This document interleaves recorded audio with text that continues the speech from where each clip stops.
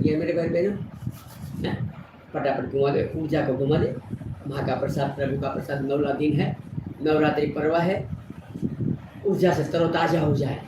जल स्नान, ऊर्जा स्नान, सूर्य स्नान, 3 स्नान है। ये तीनों स्नान एक साथ हो जाता है तभी त्रिवेणी संगम होता है। सूर्य स्नान, ऊर्जा स्नान और जल स्नान, 3 स्नान साथ में होता है। ऊर्जा स्नान तभी त्रिवेणी संगम बन जाता है, उसको ही त्रिवेणी संगम होता है। ये पूरा ब्रह्मांड है अपना, है त्रिवेणी संगम। सूर्य स्नान, ऊर्जा स्नान और जल स्नान बने रहे मेरे भाई। ऐसे तो क्लिप किया, सिर्फ घुमा दे, क्लिप किया, इतना रब करने की जरूरत नहीं रहती, इतना घर्षण, सिर्फ घुमा दे। और वापिस अभी ब्रह्मनाद है 12 बजे।